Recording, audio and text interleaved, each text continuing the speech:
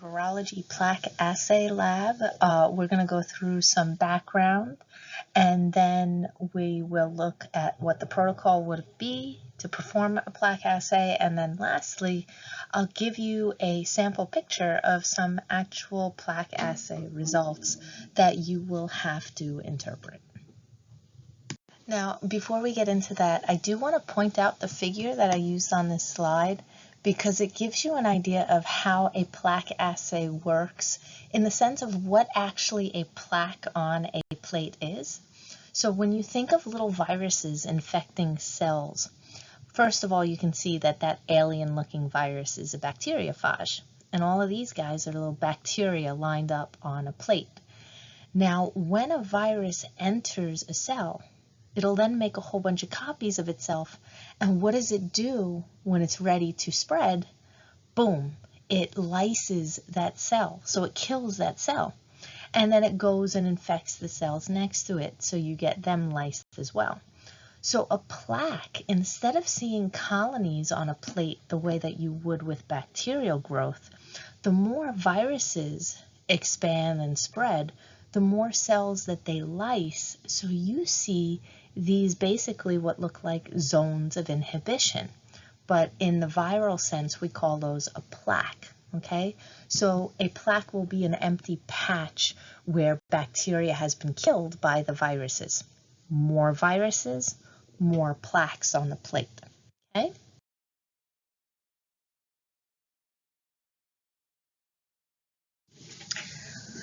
So first we have to go over some background just to review a little bit about viruses and what they do. So whenever you hear a virus, I want you to remember that a virus is simply made up of two things usually. It's a nucleic acid, which can be either DNA or RNA, and that nucleic acid is surrounded by a protein capsid or a protein shell, which can be in different shapes, okay? So when you hear virus, I want you to think nucleic acid surrounded by a protein. Now, in addition to that, some viruses, especially animal viruses, will have an extra outer envelope or two around them. And so, for instance, if you look at the picture, HIV has that extra envelope around it. And whenever you see an envelope around a virus, I want you to remember that viruses are jerks, okay? If they have an outer envelope, they stole it from their previous host cell. So for instance, if you are infected and one of your cells has the virus replicating within it, building more nucleic acid, more protein, assembling more viruses, once it lyses or leaves that host cell to go to the next one in your body, it may steal a piece of that host cell and wrap itself in it.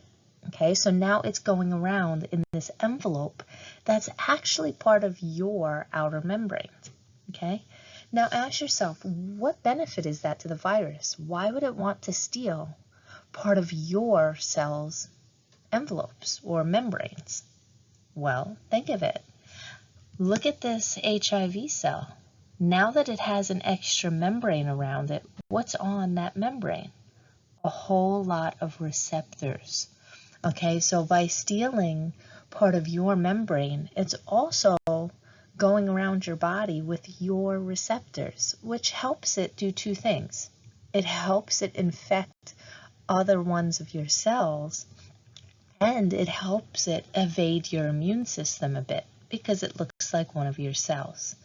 Okay, so whenever you think of viruses, keep track of what they actually are. Now, the other thing I want you to think of with viruses is that age-old argument of what's living, what's not. Okay, so when you think about viruses, ask yourself, do we consider a virus a living thing? Why or why not? Well, the main answer is no. Viruses are not considered truly living cells because they can't perform the central dogma by themselves, okay? They can't do that DNA converted to RNA converted to protein by themselves because, for instance, they don't have ribosomes, okay? So they can't make their own proteins. They have to rely on the host cells because what did we say a virus is? It's just nucleic acid and a protein shell. Okay, it doesn't have all of the extra enzymes and cell compartments that other types of organisms would have. Okay, and so even in this little figure, in addition to the central dogma, you can get an idea of what viruses can and can't do. So for instance, they can't do things like maintaining homeostasis, they can't grow, they're not even technically reproducing in the sense that other cells do. Instead, what do? They assemble. They use a host cell's enzymes and machinery, such as the host cell's ribosomes, in order to make what they need, okay? In order to make more genome, more protein shell, and assemble more proteins, okay? So when you think of viruses, don't consider them living organisms. And that's also kind of why they're tough to fight, because if it's not living, how can you easily kill something that's not living? Okay? Now, when we talk about viruses, we describe the growth curve of viruses, okay? Now, this is not individual virus growth, because we just said a single virus doesn't grow. The growth curve refers to when you have a cell or a container of media, the amount that viruses will reproduce more viruses, okay? Now, when you study bacteria, for instance, when you worked with bacteria in the lab setting, you can tell that a whole bunch of bacteria has replicated because you can see in that media what's happened. Well, it suddenly got really cloudy, right? The more bacteria, the more cloudy the media gets. And every time the bacteria replicates, you can see this, okay? You can detect that in media because you're looking for those individual bacterial cells in the media. Now, the problem with viruses is, as they're expanding in numbers, you can't see them in that media because they're still protected in their host cell, okay? So you just still see, let's say, picture seeing one little host cell. You can't see all of the viruses that are being assembled inside of that one host cell. When can you suddenly detect and see them? Boom, when that host cell gets lysed by the viruses, when it explodes, and now there are all those new viruses in the media. Okay, so because of that, we call the viral growth curve a one-step growth curve.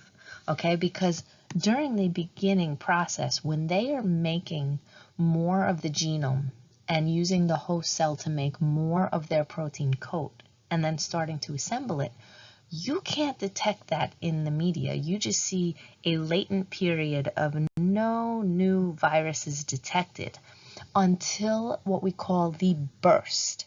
Okay, this line here is the burst, where suddenly those new viruses that have been assembled have burst out of their host cell, and now you went from seeing one host cell where you couldn't detect any viruses to suddenly having hundreds or even thousands of little viruses that you could not detect before because they weren't in the media, they were hidden in a host cell. Okay, so that's what we mean by a one-step growth curve. Now, we keep saying lysing, but I do want to remind you that there are two phases of the viral life cycle. There is that lysing lytic phase, but there's also the lysogenic phase, and I want you to know the difference between them. This is important in lab and in lecture. Okay, so lytic, when you say lytic, picture cells bursting. Why are they bursting? Because a whole bunch of new viruses got assembled. Okay, and why did that happen? Because both genome and new protein coats were replicated. Okay, whereas if you're not getting new viruses, instead we call that the lysogenic phase, the dormant phase, okay, which you see in the image on this side, the right side of this figure, where instead of getting new genome, new protein, you have the virus integrating its genome into the host genome. And so you get the replication of the genome, but you don't get any viral proteins being made. Okay, so make sure you know that that's the difference with lysogenic phases of the viral life cycle. Genome is replicated, but no new proteins are made. Okay?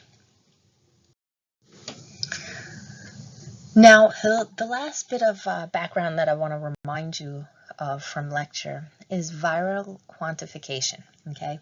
Whenever you hear the term titer, viral titer, what that actually means is the amount of virus particles in a sample, okay? So how concentrated is that sample? How many viruses are there?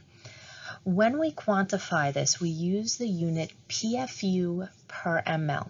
What that stands for is plaque forming units, which is a fancy way of saying the number of plaques per ml of that sample. Okay, and again, the plaques are those patches of no bacteria growth because the virus has killed that bacteria. Okay, so what you want to do with a viral titer is you want to do a plaque assay to estimate how much virus is in that original sample, which might be a patient sample, for instance. So what you do is you create the serial dilution and kind of see which sample will lead to a plate that has 20 to 200 plaques, so that you can then do calculations to estimate the concentration. Now, I always ask students, why 20 to 200? This comes back on a lot of quizzes and exams. And when we say why 20 to 200, why would you not want to do calculations with results that are less than 20? Well, think about it. That's a small sample size. So that is statistically inaccurate, such small numbers. And why would you not want to do higher than 200? Well, think about it. You have to visually count these plaques, okay? The more plaques that you have there, the more you're trying to count, that increases the chance of human error, okay? It increases human error. And if you have like 2,000, 3,000 plaques, that's just kind of impossible for you to count, okay? You are going to make mistakes. So if I asked why 20 to 200, well, because less than that is statistically inaccurate, and more than that increases human error, okay? And then the way that you calculate the final viral titer is by doing plaques divided by total dilution that led to them, okay? So if you remember that the unit is PFU per ml, that'll remind you that ultimately you are going to be doing a calculation where you have the number of plaques on top of the total dilution. Now keep in mind, the total dilution takes into account two things. It's the volume that you put into that plate, which is usually around 0.1 ml, times whatever dilution that sample was that you just plated. Okay, so for instance, if it was the patient's original sample, there's no dilution, we call that 1. So you would put 0.1 times 1 as your denominator. Okay, we'll talk about this more in a minute. Now I just wanted to review what the protocol would have been in terms of performing a plaque assay. Now the main thing I want to point out here is the first thing you always do is a serial dilution, because like I said, your ultimate goal is to get a plate with between 20 and 200 plaques in order to do a calculation. Now, you don't know how many viral particles are in this original patient sample, so you don't know how much of it would make a plate that has 20 to 200. So that's why you do this serial dilution. Now, you should be able to tell me how diluted you made something based on how much sample you put into how much buffer. So notice in the serial dilution, the first thing they do is they take 20 microliters of original patient sample and add it to 180 microliters of buffer. Okay, when you do that, you are doing 20 over the total of 200. as your dilution, because remember, we said dilutions are amount added divided by the total, and you multiply by whatever dilution they already have. Okay, we did this back when we talked about various molarities and dilution calculations. Okay, so in order to determine how diluted this first sample would be, this point, which we show as 0.1, the reason we know it's 0.1 is because you took 20 microliters over a total of 200 microliters in that tube now, and the sample that you were adding into it did not have a previous dilution. So we would multiply all of this by 1, which gives us 0.1. Now, if we then wanted to know the dilution of this next tube, okay, the third tube in the picture, well, what was added into it? 20 microliters over what's the total in there after that? 200 microliters, right? 20 plus 180 is 200. So you have 20 over 200, and then you multiply by the dilution of what you just added, which is that 0.1 previous dilution. Okay, so you do 20 over 200 times 0.1, and that's how you get that 0.01. Okay, so you have to be able to calculate if I ask you how much something has been diluted. Okay, once you have that serial dilution, then what you're going to want to do with it is shown here. You mix those dilutions that you've prepared with cell culture into a media tube, okay, or an agar tube. Now, the reason why you're mixing patient sample and cell culture, what this cell culture is a bacterial cell culture. So there's a whole bunch of bacteria in here. If your patient is infected with a whole lot of virus, then when they encounter that bacterial cell culture, what are they going to do? They're going to infect those cells. They're going to go inside of those cells and start assembling new viruses. You'll be able to detect that because once you put that mixture into agar and you pour it on a plate, well, now anywhere that the viruses have infected bacterial cells, you will see a plaque because they assembled new viruses and they burst out of that plaque. The more plaques you see, the more viruses that were in this patient sample. Okay, so just to recap that again, your patient sample is what you're testing for how much virus it has, and you have a series of dilution to kind of help you calculate that. And you're mixing that with bacterial cell culture so that you can see how many viruses infect the bacterial cells, and you can quantify that when you pour it on an agar plate and you look for those plaques. Once you have those plaques in the end, you make note for each of your samples, so your original patient sample and each of the dilutions that you made, you count how many plaques each one ended up with.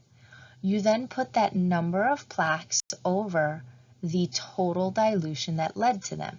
Okay, so for instance, let's say we're doing this second plate. I'll call these plate A, B, C, and D. So let's say you're looking at plate B. Well, the dilution of that sample was 0.1, okay? Let's say you had 100 plaques on that plate. Well, you would do 100 plaques over 0.1, the dilution of that sample, times the volume you added to that plate, which was also 0.1 that was added onto that plate. For the next plate C, let's say you only got 25 plaques. What you would do is 25 plaques over 0.01, which is the dilution factor, times the volume plated. And for all of these 4 plates, the volume plated was 0.1. Okay, that does not change. You always plate the same volume. Okay? If you have any questions on how to calculate the viral sample based on that, just send me a message in Remind.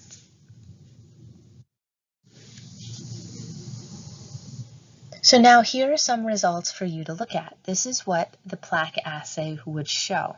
So here we have plate A with a whole lot of those beige specks, a whole lot of those empty specks. Those little circles you see all over, those are plaques, whereas the beige color you see in between them, that's the agar. Okay, so plate A is the original patient sample with no dilution. Whole lot of viral plaques. Plate B is your first dilution, the 0.1 dilution. Notice that there are now fewer plaques. And then plate C, you have even fewer plaques because it was diluted more. Finally, I made a note down here that plate D is not represented in the picture because there were no plaques at all. Okay, so here I put sample numbers for you. Plate A having 2567 plaques, plate B having 264 plaques, plate C having 21 plaques, and plate D having 0 plaques. Okay, and so now I'm going to have you analyze in your post-lab assignment the information based on these results. Okay, so the questions that you encounter in your at the end of your post-lab assignment will be referring to these 4 plates. Okay, again, if you have any questions or are unsure of anything, just let me know, but keep in mind that these results were obtained based on the protocol that we went over in these slides and that you had on your handout. Okay, so these were done as the serial dilution that you saw, and with 0.1 ml of each of these samples being added to those bacterial cell cultures and the plates. Okay, so keep in mind the volumes and amounts that we dealt with. Again, if you have any questions, just let me know in Remind and I will help you.